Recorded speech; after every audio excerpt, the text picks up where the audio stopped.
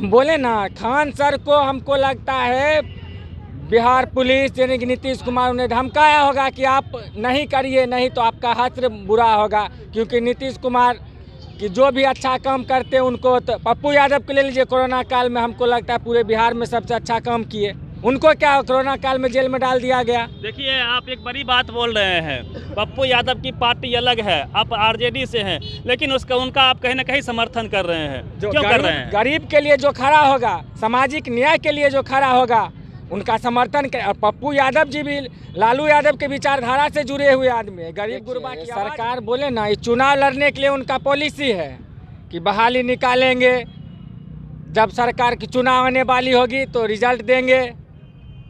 सब वो सोची समझी साजिश है सरकार को, ना उनको नौकरी देनी है, बच्चों को ऐसे ही आत्महत्या करने पर मजबूर करती है नौकरी देने। वो तो चुनाव में भी माननीय नीतीश कुमार जी ने बोला था 19 लाख युवाओं को नौकरी देंगे, कहाँ दिए? ये बातों पर खरे नहीं उतर रही है उनका के। देखिए, मोदी जी ने 2 करोड़ रोजगार प्रति वर्ष देने का वादा किया था, मिला क्या? वो कभी नहीं मिला, नहीं मिलेगा। उनका केवल है मंदिर मस्जिद के नाम पे लड़वाओ, बस युवा को ठगना है, बस रोजगार देने में वो सक्षम नहीं है।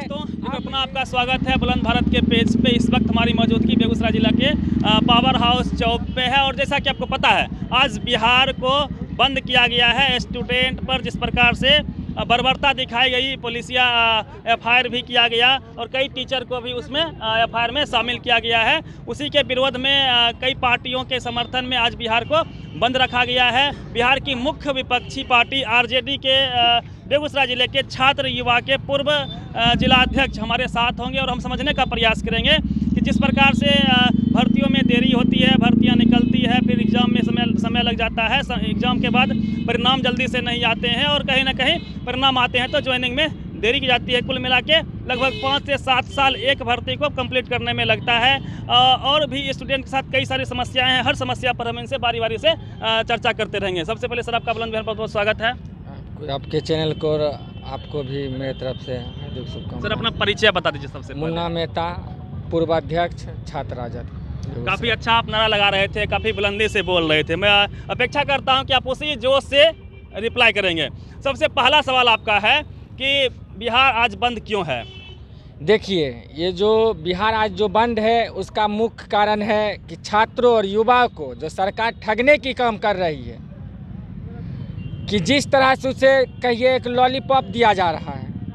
छात्र के पिता गार्जियन ज़मीन बेच के, गाय भैंस बेच के बच्चे को दूर दराज पढ़ने के लिए भेजते हैं। अगर फॉर्म आती है, बच्चे उसमें अपना फीस दे के फॉर्म फिलअप करती है, वादा रहता है कि रिजल्ट बेटर देंगे, लेकिन उसमें क्या करती है कि सरकार की मोनोपोली है कि छात्र और युवा को पूरी तरह से कमर तोड़ देनी है।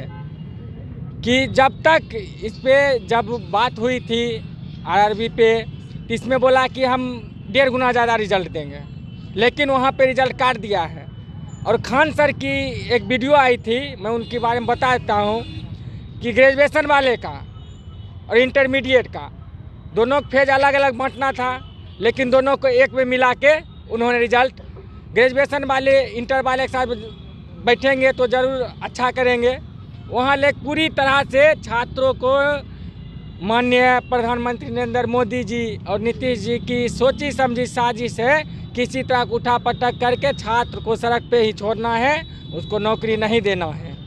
सर, एक बात समझनी बहुत ज़रूरी है और हमारे युवाओं को भी, जिस प्रकार से भर्तियों किसी भी भर्ती के बारे में, चाहे बीआरएसएससी की बात कर लीजिए, आरआरबी की बात कर लीजिए, या कोई भी वैकेंसी है, उसमें इतना लंबा समय लगा दिया जा रहा है। कहीं ना कहीं बच्चों के भविष्य के साथ खिलवाड़ हो रहा है, समय का घोटाला कर रही है सरकार।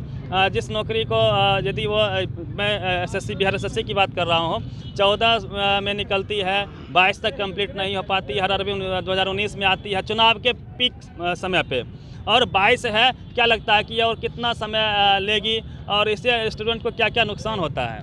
देखिए, ये सरकार बोले ना, ये चुनाव लड़ने के लिए उनका पॉलिसी है कि बहाली निकालेंगे, जब सरकार की चुनाव आने वाली होगी तो रिजल्ट देंगे। सब वो सोची समझी साजिश है सरकार को, ना उनको नौकरी देनी है, बच्चों को ऐसे ही आत्महत्या करने पर मजबूर करती है नौकरी देने। वो तो चुनाव में भी माननीय नीतीश कुमार जी ने बोला था कि 19 लाख युवाओं को नौकरी देंगे, कहाँ दिए? ये बातों पर खरे नहीं उतर रही है उनका के देखिए, मोदी जी ने 2 करोड़ रोजगार प्रति वर्ष देने का वादा किया था, मिला क्या? वो कभी नहीं मिला, नहीं मिलेगा। उनका केवल है मंदिर मस्जिद के नाम पे लड़वाओ, बस युवा को ठगना है, बस रोजगार देने में वो सक्षम नहीं है। अब ये जिस तरह किसान आंदोलन बिल का वो वापस किए, उसी तरह ये छात्र का इतना आंदोलन बड़ा 1974 की जेपी आंदोलन उनको याद आएगी। इस तरह पूरा छात्र राजद और पूरा जितना भी छात्र है सब एक साथ मजबूती के साथ। आपने खान सर का चर्चा कर दिया। खान सर ने इस आंदोलन को, आज के बिहार बंद को समर्थन नहीं किया है। उन्होंने स्पष्ट वीडियो जारी करके कहा है कि आप लोग किसी पार्टी का समर्थन में बिहार के बंद को समर्थन ना कीजिए, सड़कों पे नहीं आइए। खान सर के बारे में आप क्या कहेंगे? देखिए, खान सर को हमको लगता है रात में उनको पुलिस द्वारा धमकाया गया है। जिस तरह लॉज में घुस के छात्रों के गेट को तोड़ के मारा गया, हो सकता है खान सर को धमकाया गया, क्योंकि यहाँ प्रशासन मतलब नीतीश कुमार, यहाँ तो सीधी बात है, सोची समझी शादी से कि छात्र रोड पे आएंगे। पप्पू यादव कह रहे हैं कि खान सर डर गए और इसलिए घर में छिप गए हैं। सड़कों पे क्यों नहीं आए जब बच्चों को पीटा जा रहा था? जब बच्चे सड़क पे हैं तो उनको वो घर भेजने की बात कर रहे हैं। तो क्या लगता है खान सर की स्ट्रेटजी क्या है? बोले ना, खान सर को हमको लगता है बिहार पुलिस यानी कि नीतीश कुमार उन्हें धमकाया होगा कि आप नहीं करिए, नहीं तो आपका हश्र बुरा होगा। क्योंकि नीतीश कुमार कि जो भी अच्छा काम करते हैं उनको, तो पप्पू यादव को ले लीजिए, कोरोना काल में हमको लगता है पूरे बिहार में सबसे अच्छा काम किए।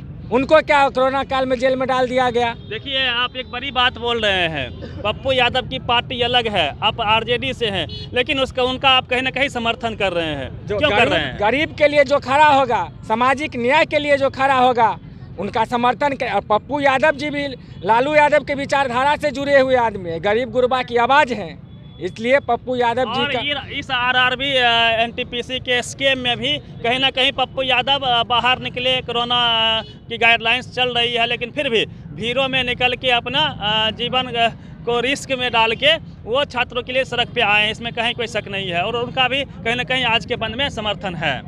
जी जरूर, एक जितने भी बुद्धिजीवी, जितने भी राजनीतिक दल हैं, सभी को एक साथ एक मंच पे आके छात्र के लिए लड़ाई लड़नी होगी। नहीं तो फिर मंदिर मस्जिद छात्रों को इसी मुलझाए रखेंगे, कहेगी चुनाव आ गया, फिर वो अति करेंगे। इसके ज्वाइनिंग करने की सरकार की इरादा नहीं है। और जब तक इस रिजल्ट को नहीं सुधारेंगे, कि पहले ग्रुप डी में एक बार रिजल्ट देता है, बच्चे का ज्वाइनिंग होता था।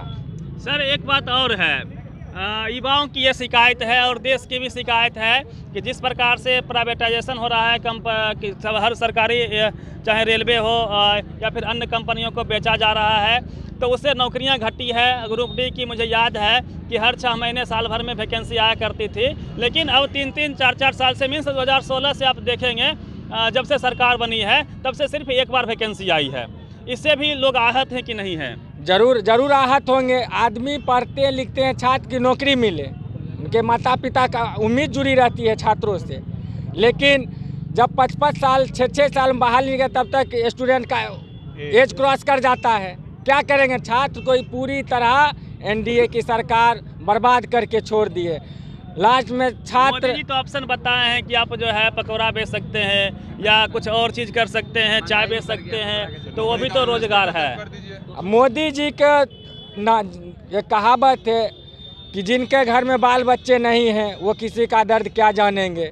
तो मोदी जी को तो न पत्नी न बच्चा, नहीं कोई मोह माया है नहीं, तो वो अपना कुछ कहा कि वो निकल लेंगे। लेकिन हम लोग को उनका एक स्टेटमेंट आया था, मैं तो फकीर हूँ, झोला लेके चल दूंगा।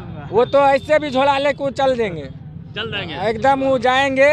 लेकिन छात्रों को जिस तरह को प्रलोभन दिए थे, छात्र उम्मीद किए थे कि सरकार अच्छा करेगी, लेकिन उस पर पूरे विफल हो गए। चलिए, और भी लोग हैं, इनसे हम समझने का प्रयास करेंगे।